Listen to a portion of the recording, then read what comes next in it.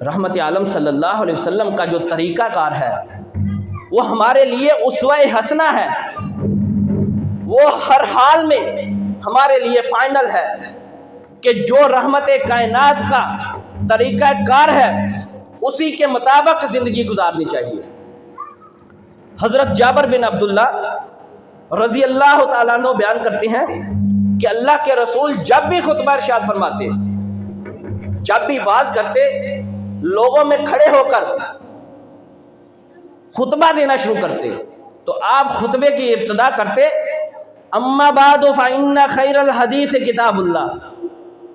وخیر الہدی ہدی محمد صلی اللہ علیہ وآلہ وسلم، کہ اس دنیا کے اندر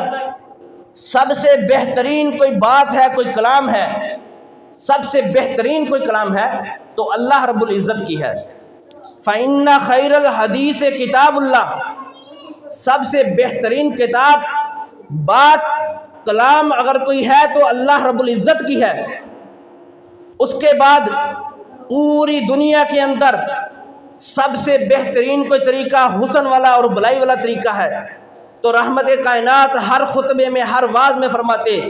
وَخَيْرَ الْهَدِيِ هَدِيُ مُحَمَّدٍ صلی اللہ علیہ وسلم، کہ سب سے بہترین بلائی والا اور حسن والا اگر کوئی طریقہ ہے تو وہ رحمت کائنات صلی اللہ علیہ وسلم کا طریقہ ہے۔ اگر اس طریقے سے ہٹ کر، اس بلائی والے اور حسن والے طریقے سے ہٹ کر اگر ہم اپنے ذہن کے مطابق اپنی زندگی میں دین سمجھ کر نئی نئی چیزیں ایجاد کر لیں گے تو اس کو دین نہیں سمجھا جائے گا۔ جس چیز کے اوپر رحمت کائنات صلی اللہ علیہ وسلم کی مہر نہیں، وہ عمل قابل قبول نہیں ہو سکتا۔ جس عمل کے اوپر رحمت کائنات صلی اللہ علیہ وسلم کی مہر ہے وہی عمل قابل قبول ہے۔ آج اس دور کے اندر بے شمار واقعات ایسے ہیں، بے شمار ایسے واقعات ہیں کہ جن کو آج ہم لوگوں نے اپنی زندگیوں میں دین سمجھ کر داخل کر لیا ہے، لیکن وہ اعمال، وہ عمل، وہ کام رحمت کائنات سے ثابت نہیں ہے۔ افسوس اس بات کا ہے کہ آج اس دور کے اندر ایسی ایسی باتیں، ایسی ایسی حدیثیں بنا کر سنائی جاتی ہیں جو من گڑت، جس کا تعلق رحمت کائنات صلی اللہ علیہ وسلم سے دور دور تک نہیں ہے۔ لیکن آج ہمارے دور کے ان پڑھ لوگ، کم پڑھے لکھے، جن کا تعلق دین سے بالکل نہیں، دین سے دور ہے، دین کا علم نہیں ہے، وہ ان گڑی ہوئی من گڑت موضوع اور کمزور حدیثوں کے اوپر عمل کرتے ہوئے، یقین کرتے ہوئے اپنی زندگی کا معمول بنا لیتے ہیں۔ صرف کیا وجہ ہے کہ آج جو لوگ کم پڑھے لکھے ہیں، دین کی لا علمی ہے، دین سے دور ہیں، کوئی بات سامنے آتی ہے تو تحقیق نہیں کرتے، کیا یہ صحیح ہے کہ غلط ہے؟ شعبان کا مہینہ ہے، آج 14 تاریخ ہے، اس حوالے سے کافی خرافات ہیں، کافی ایسی چیزیں ہیں جن کا تعلق بالکل ہی سرے سے ہی رحمت عالم صلی اللہ علیہ وسلم سے نہیں ہے، اور جو ایسی باتیں کی جاتی ہیں کہ رحمت کائنات سے ثابت ہیں، ان کا نام لے کر حدیث سنائی جاتی ہے، گویا کہ رحمت کائنات صلی اللہ علیہ وسلم کے اوپر بہتان لگایا جاتا ہے، نعوذ باللہ، استغفر اللہ۔ کئی ایسی احادیث ہیں جن میں سے میں کچھ چند آپ کے سامنے رکھوں گا کہ یہ اللہ کے رسول سے بالکل ثابت نہیں ہے۔ جن میں سے سب سے پہلی بات جو آج لوگوں کے دلوں میں بٹھائی جاتی ہے کہ رحمت کائنات صلی اللہ علیہ وسلم نے فرمایا کہ 15 شعبان کا جو روزہ رکھ لیتا ہے اور جو 15 شعبان کی رات کو جاگ کر ساری رات اللہ رب العزت کے سامنے عبادت کر لیتا ہے، اللہ رب العزت اس کے پچھلی زندگی کے سارے گناہ معاف کر دیتے ہیں، اور اس کے بعد شعبان کی 15ویں جو رات ہوتی ہے، مغرب کی نماز کے فوراً بعد اللہ رب العزت پہلے آسمان پر آ جاتے ہیں اور آ کر آواز لگاتے ہیں کہ کس نے رزق مانگنا ہے، کس نے اپنے گناہوں کی معافی مانگنی ہے، کس نے اولاد مانگنی ہے۔ حالانکہ اس روایت کو ابو بکر عبداللہ بن محمد نے بالکل موضوع کہا ہے، من گڑت کہا ہے کہ جس کا تعلق نہیں ہے۔ اصل میں حقیقت جو ہے کہ صرف 15 شعبان کی رات کو مغرب کے بعد نہیں بلکہ ہر رات کو تہجد کی نماز کے وقت پچھلے پہر اللہ رب العزت پہلے آسمان پر آتے ہیں، آ کر آواز لگاتے ہیں کہ کوئی ہے اپنے گناہوں کی معافی مانگنے والا، کوئی ہے رزق مانگنے والا، کوئی ہے اولادیں مانگنے والا، کوئی ہے اللہ کے سامنے گڑ گڑانے والا، کوئی ہے اللہ کے سامنے جہنم سے آزادی جنت کا داخلہ مانگنے والا۔ یہ تو حدیث ہے کہ ہر روز پچھلے پہر میں اللہ رب العزت پہلے آسمان پر آتے ہیں۔ یہ خاص نہیں ہے کہ 15ویں شعبان کو آتے ہیں اور جو مغرب کے بعد آتے ہیں، یہ بالکل بھی کسی حدیث سے ثابت نہیں ہے۔ دوسری بات، حضرت اماں جی عائشہ صدیقہ رضی اللہ تعالیٰ عنہ کی حدیث سنائی جاتی ہے، نام لے کر ان کا سنایا جاتا ہے کہ اللہ کے رسول رات کو سوئے ہوئے تھے، سیدہ عائشہ صدیقہ رضی اللہ تعالیٰ عنہ آپ کے پاس موجود ہیں، آپ چپکے سے رات کو اٹھتے ہیں، خاموشی سے دبے دبے پاؤں نکلتے ہیں گھر سے اور جنت البقیع میں جا کر دعائیں مانگتے ہیں امت کے لیے اور اپنے لیے اور جو فوت شدگان ہیں ان کے لیے۔ سیدہ عائشہ حدیث میں آتا ہے کہ پیچھے پیچھے جاتی ہیں، دیکھا کہ اللہ کے رسول گھر میں نہیں، ڈھونڈتی ہوئی جنت البقیع میں پہنچی، جب وہاں جا کر دیکھا کہ اللہ کے رسول دعائیں مانگ رہے ہیں، جب اللہ کے رسول نے دعا ختم کی مڑنے لگے، سیدہ عائشہ واپس مڑی، جلدی جلدی تیزی سے بھاگتی ہوئی گھر آئیں، آ کر لیٹ جاتی ہیں۔ اللہ کے رسول صلی اللہ علیہ وسلم نے پوچھا عائشہ جاگ رہی ہو رضی اللہ تعالیٰ عنہ؟ جب انہوں نے جواب دیا تو سانس پھولا ہوا تھا، صحیح جواب نہ دے سکی۔ تو اللہ کے رسول نے کہا کہ کیا آپ میرے پیچھے آئی تھی یہ دیکھنے کے لیے کہ میں آپ کے گھر کو چھوڑ کر، آپ کے باری والے دن کو چھوڑ کر کسی دوسری بیوی کے گھر چلا گیا؟ رحمت کائنات نے یہاں بیان کیا جاتا ہے کہ رحمت کائنات نے کہا کہ آج 15ویں شعبان ہے، تو 15ویں شعبان کو اللہ رب العزت آسمان سے نیچے آتے ہیں، پہلے آسمان پر اپنے عرش سے نیچے آ کر اللہ رب العزت لوگوں کو معاف کرتے ہیں، اور جو گناہ گار ہوتے ہیں کئی ہزار گناہ گاروں کو اللہ تعالیٰ معاف کر دیتے ہیں۔ وہ اتنی بڑی بات اتنی بڑی رات ہو، اتنا بڑا عمل ہو، تو رحمت عالم صلی اللہ علیہ وسلم اپنے صحابہ کو نہ بتائے، اپنے صحابہ کو بتائے بغیر چھپکے سے دبے پاؤں جا کر خود عبادت کر لے۔ حالانکہ رحمت کائنات صلی اللہ علیہ وسلم کا ایک چھوٹے سے چھوٹا جو عمل تھا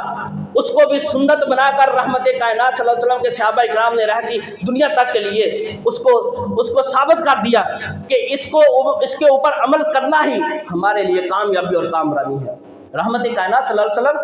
ایک دن اکثر جا کر ایک درخت کے ساتھ ٹیک لگا کر، چھوٹی سی بات کہ ایک درخت کے ساتھ ٹیک لگا کر کمر سیدھی کر کے آنکھیں بند کیا کرتے تھے کبھی کبھی۔ صحابہ اکرام نے جب دیکھا کہ اللہ کے رسول یہاں اس درخت کے ساتھ کھڑے ہو کر کمر سیدھی کرتے ہیں، آنکھیں بند کرتے ہیں، تو صحابہ اکرام نے اس چھوٹی سی بات کو بھی رحمت کائنات کی سنت سمجھتے ہوئے اس پر عمل کرنا شروع کر دیا۔ لیکن آج ہم سمجھتے ہیں کہ 15ویں شعبان کی رات اتنی بڑی رات ہونے کے باوجود بھی اس پر عمل نہیں کیا جاتا۔ بلیک والے دونوں بٹن کم کر دو تھوڑے سے، اس پر عمل نہیں کیا جاتا۔ کیا اللہ نعوذ باللہ رحمت عالم صلی اللہ علیہ وسلم نے اس بارے میں، رحمت کائنات صلی اللہ علیہ وسلم نے اپنے صحابہ اکرام کو کچھ نہیں بتایا تھا؟ کوئی اس کے بارے میں عمل نہیں کروایا تھا؟ اللہ کے رسول نے کوئی لوگوں کو جمع نہیں کیا تھا؟ آپ صلی اللہ علیہ وسلم کی 23 سالہ زندگی نبوت کی جو ہے اٹھا کر دیکھ لیں، 23 مرتبہ شعبان کا دن آتا ہے، شعبان کا 15ویں شعبان کا 23 مرتبہ، کسی صحیح سند کے ساتھ ایک روایت بھی موجود نہیں کہ اس رات کے اندر رحمت کائنات نے اپنے سارے صحابہ کو جمع کیا اور عبادت کی ہے۔ کسی ایک حدیث سے بھی صحیح سند سے ثابت نہیں ہوتا۔ ایک اور بات من گڑت جو لوگوں کے سینوں میں بٹھائی جاتی ہے کہ اس رات کو جو انسان 100 رکعت نماز ادا کرتا ہے، 100 رکعتیں ادا کرتا ہے، تو اللہ رب العزت آسمان سے 100 فرشتے نازل کرتے ہیں اور 40 فرشتے اس کو جنت سے آزادی کے لیے دعائیں کرتے، جنت میں داخلے کے لیے دعائیں کرتے ہیں، اور 40 فرشتے اس کو جہنم سے آزادی کے لیے اللہ کے آگے دعائیں کرتے ہیں، اور جو باقی کے فرشتے ہوتے ہیں وہ بلاؤں سے ٹالنے کے لیے، اس کو بلاؤں سے محفوظ رکھنے کے لیے شیاطین سے محفوظ رکھنے کے لیے اس کی حفاظت کرتے ہیں۔ حالانکہ اس حدیث کا کوئی بھی راوی موجود نہیں۔ جب بھی کوئی روایت بیان کی جاتی ہے تو شروع میں قال قال رسول اللہ صلی اللہ علیہ وآلہ وسلم عن ابی ہریرہ، ایسی روایت شروع ہوتی ہے، پوری حدیث بیان کی جاتی ہے۔ لیکن یہ جو حدیث بیان کی جاتی ہے کہ 100 رکعتیں نماز ادا کرنے کے بعد 100 فرشتے نازل ہوتے ہیں آسمان سے، اس کا کوئی راوی موجود نہیں حدیث کے اندر، کسی راوی سے منسوب نہیں کی جاتی، لیکن ڈائریکٹ اللہ کے رسول صلی اللہ علیہ وسلم پہ بہتان لگایا جاتا ہے، نعوذ باللہ کہ اللہ کے رسول نے فرمایا یہ۔ آج ہم اس بات کی ذرا بھی تحقیق نہیں کرتے، اس بارے میں سوچتے نہیں ہیں۔ ایک اور ایسی ہی حدیث ہے کہ رحمت کائنات صلی اللہ علیہ وسلم نے فرمایا کہ جو انسان 15ویں شعبان کا روزہ رکھ لیتا ہے، 15ویں شعبان والے دن روزہ رکھتا ہے، اللہ رب العزت اس کو 120 سال کے روزوں کا ثواب دیتی ہے۔ 120 سال، 60 سال اس روزہ رکھنے سے پہلے کے اور 60 سال اس روزہ رکھنے کے بعد کے روزوں کا ثواب ملتا ہے۔ لیکن اس حدیث کا بھی کوئی راوی صحیح سند کے ساتھ موجود نہیں۔ اس کو بھی ایک راوی ہیں، انہوں نے من گڑت اور موضوع قرار دیا ہے کہ یہ اس کا کوئی بھی تعلق رحمت کائنات صلی اللہ علیہ وسلم سے جا کر نہیں ملتا، اور نہ ہی اس کا صحیح سند کے ساتھ کوئی موجود ہے راوی کے جس نے صحیح سند کے ساتھ اس حدیث کو بیان کیا ہو۔ میں نے شروع میں یہ ایک حدیث بیان کی ہے، مسلم کی 1144 نمبر حدیث، کہ رحمت کائنات نے فرمایا کہ سال کے اندر، مہینے کے اندر کوئی بھی ایسا دن یا جمعے کا دن خاص کر کے نام لے کر حدیث میں بتایا گیا کہ اگر کوئی انسان جمعے کا دن خاص محسوس کر لیتا ہے کہ ہر جمعے کے اندر میں نے روزہ رکھنا ہے اور ہر جمعے کی رات کو کھڑے ہو کر اللہ کے سامنے قیام کرنا ہے، اللہ کے رسول نے منع فرمایا اس بات سے، مخصوص نہیں کرنا، بلکہ اللہ کے رسول نے فرمایا کہ زندگی کا ہر لمحہ آپ کا اللہ کے ذکر میں گزرنا چاہیے، اللہ کے سامنے گڑ گڑاتے ہوئے گزرنا چاہیے، یہاں تک کہ آپ کو موت آ جائے۔ کوئی دن، کوئی خاص مہینہ مخصوص نہیں کرنا چاہیے۔ ان باتوں سے، جمعے کا وقت مختصر ہوتا ہے، تفصیل سے بیان نہیں ہو سکتا، ان باتوں سے ایک بات سامنے واضح نظر آتی ہے کہ شعبان کے اندر جو یہ خرافات ہیں، یہ جو دیے جلا کر چھتوں پہ رکھ دینا، دریاؤں کے کناروں پہ رکھ دینا، یہ ہندوؤں کی رسم، ہندوؤں کی نقل ہے۔ آتش بازی کرنا آتش پرست مجوسیوں کی نقل ہے، جس کا تعلق رحمت کائنات صلی اللہ علیہ وسلم کے دین کے ساتھ نہیں ہے۔ نبی پاک صلی اللہ علیہ وسلم پہلے بھی بتا چکا ہوں کہ 23 سالہ دور کے اندر ایک بھی دن ایسا نہیں تھا کہ جس دن اللہ کے رسول نے دیے جلا کر چیزیں بانٹی ہوں 15 شعبان کو اور صحابہ کو جمع کر کے رات کو عبادت کی ہو۔ قرآن و حدیث کے اندر ایک بھی ایسا لفظ نہیں ملتا، ایک بھی ایسی حدیث نہیں ملتی کہ جو اللہ کے رسول سے ثابت ہو۔ اس کے بعد صحابہ اکرام کا دور گزرا، سیدنا صدیق اکبر رضی اللہ تعالیٰ عنہ 2 سے 3 سال خلافت کا دور گزرا، 2-3 دفعہ یہ دن آیا، لیکن اللہ کے رسول کے یہ پہلے خلیفہ سیدنا صدیق اکبر نے یہ دن کے منانے کا انتظام نہیں کیا، لوگوں کو جمع کر کے چیزیں نہیں بانٹی، دیے جلا کر نہیں رکھے، رحمت کائنات کی سنت پہ عمل کرتے ہوئے زندگی کا ہر لمحہ، ہر وقت، ہر ٹائم اللہ کی عبادت میں گزارا۔ سیدنا صدیق اکبر کے بعد سیدنا عمر فاروق اعظم رضی اللہ تعالیٰ عنہ کا دور گزرا، اس کے اندر 10 سے 11 مرتبہ یہ دن آیا،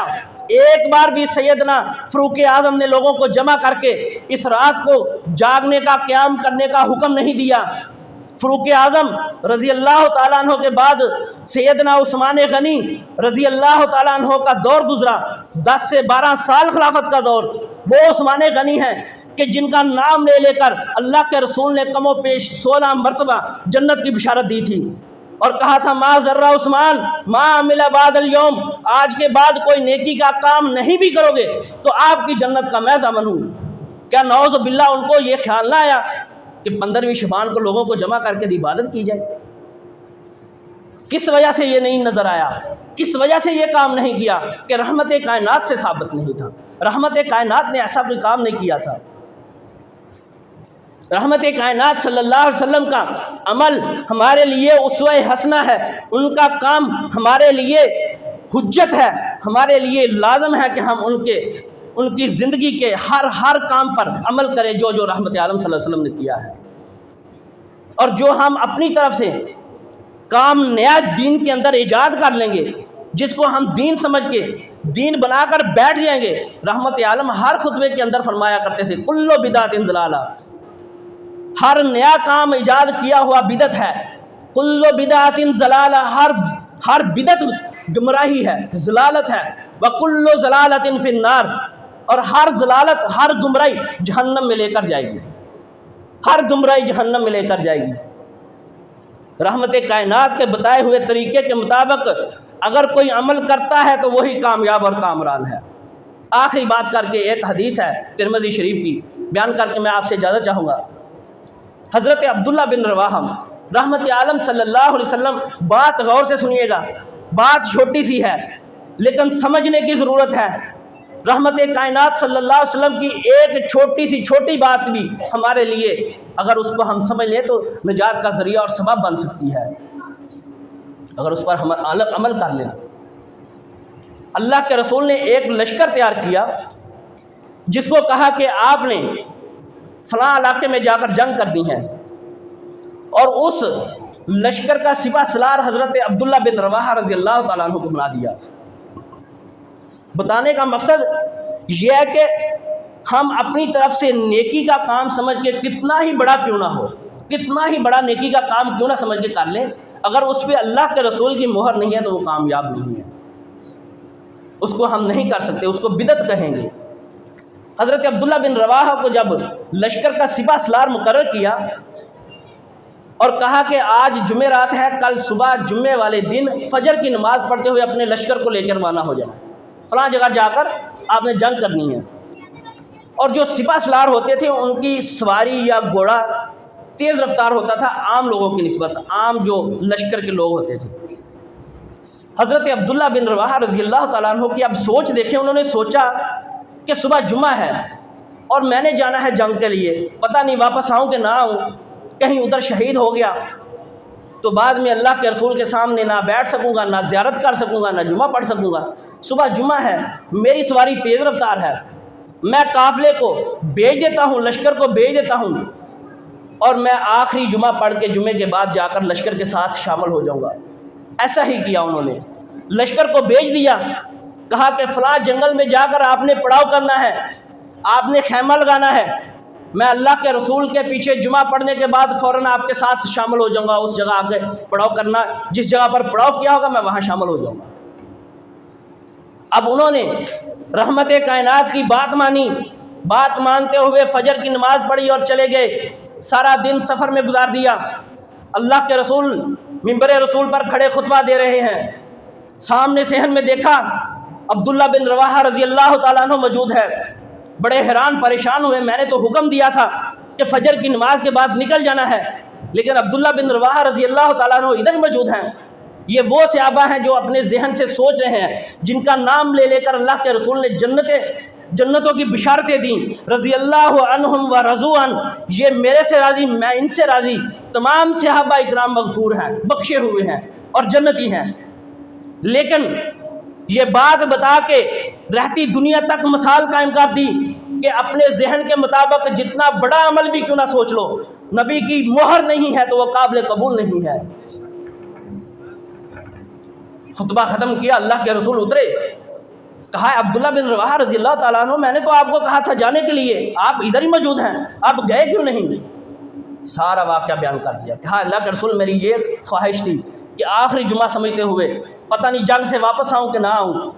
جمعہ پڑھ کے میں اس لشکر کے ساتھ شامل ہو جاؤں گا، فلاں جگہ پڑاؤ کیا ہے، قربان جاؤں، صدقے جاؤں۔ رحمت عالم صلی اللہ علیہ وسلم کے الفاظ سے رہتی دنیا تک کے لیے بتا دیا کہ میرے منہ سے نکلی ہوئی بات ہر حال میں حق اور سچ ہے اور وہ حجت ہے ہمارے لیے۔ رحمت کائنات نے کہا ہے عبداللہ بن رواحہ تم اپنی ساری زندگی جتنی بچی ہے اس مسجد میں گزار دو، میرے پیچھے نمازیں پڑھتے رہو، جمعے پڑھتے رہو، اور جنہوں نے میری بات مان کر صبح فجر کی نماز پڑھ کے نکل گئے ہیں، کہیں بھی جمعہ نہیں پڑھا، جنگل میں بیٹھ کر سارا دن گزار دیا ہے، تم ان کے ثواب کو نہیں پہنچ سکتے، ساری زندگی میرے پیچھے جمعے پڑھتے رہو۔ بتانے کا مقصد یہ ہے کہ اللہ کے رسول کی جو بات ہے وہی ہمارے لیے اسوہ حسنہ ہے، حجت ہے، اسی کو ماننا ہمارے لیے کامیابی اور کامرانی ہے۔ اگر ہم اس بات پر، رحمت عالم صلی اللہ علیہ وسلم کی بات پر عمل نہیں کریں گے، اپنی طرف سے دین میں نئی نئی باتیں ایجاد کر دیں گے تو وہ ہمارے لیے گمراہی کا سبب بنیں گی اور وہ ہر گمراہی جہنم میں لے کر جائیں گی۔ اس لیے ہم سب کو چاہیے کہ جو باتیں اللہ کے رسول سے ثابت ہیں اس کے مطابق زندگی گزارنی چاہیے، جو باتیں اللہ کے رسول سے ثابت نہیں ان کو چھوڑ دینا چاہیے، چاہے وہ کتنا ہی بڑا عمل کیوں نہ ہو۔ آج اس دور کے اندر کتنی خرافات ہیں، کتنی آتش بازی ہیں، آپ دیکھیں وہ ہندوؤں کی رسمیں، ہندو آتش پرستوں کی نقلیں، اللہ کے رسول نے فرمایا کہ جو جس کی نقل کرے گا اللہ تعالیٰ اس قوم میں اس کو شامل کر دے گی، قیامت والے دن اس قوم سے اس کو اٹھایا جائے گا۔ یہ دیے جلا کر رکھنا، جمعرات کو، شبان کو دریاؤں کے اوپر، چھتوں کے اوپر آتش بازی کرنا، یہ مخصوص کر کے ایک ٹائم سال کے اندر 2-4 دنوں کی عبادت کر کے، شروع میں بھی میں نے بتایا کہ اللہ کے رسول نے فرمایا کہ 2-4 دنوں کی عبادت کرنا یہ کامیابی اور کامرانی نہیں، 2-4 دنوں لوگوں کے ذہنوں میں بٹھا دیا گیا ہے کہ 2-4 سال کے اندر 2-4 روزے رکھ لیں، 2-4 راتوں کو جا کر قیام کر لیں، یہی کامیابی اور کامرانی ہے۔ نہیں میرے بھائی، رحمت عالم صلی اللہ علیہ وسلم کی پوری زندگی اللہ کے سامنے جھکتے ہوئے، گڑ گڑاتے ہوئے گزر گئی، ایک ایک لمحہ اللہ کے سامنے عبادت کرتے ہوئے گزر گئی۔ اس لیے ہمیں بھی چاہیے کہ رحمت عالم صلی اللہ علیہ وسلم کے بتائے ہوئے طریقے کے مطابق زندگی گزارنی چاہیے، اللہ کے رسول کے مطابق زندگی گزارنا ہی ہمارے لیے کامیابی اور کامرانی ہے، اور ہمیں ان خرافات سے دور رہنا چاہیے اور رحمت عالم صلی اللہ علیہ وسلم کے اسوہ حسنہ پر چلنا چاہیے۔ اللہ تعالیٰ سے دعا ہے کہ اللہ تعالیٰ ہم سب کو جو سنا ہے اس پر عمل کرنے کی توفیق عطا فرمائے، رحمت عالم صلی اللہ علیہ وسلم کے نقش قدم پر چلنے کی توفیق عطا فرمائے، اور 5 وقت کی نماز پڑھنے کی توفیق عطا فرمائے۔ سبحان ربک رب العزت عما یصفون وسلام علی المرسلین والحمد للہ۔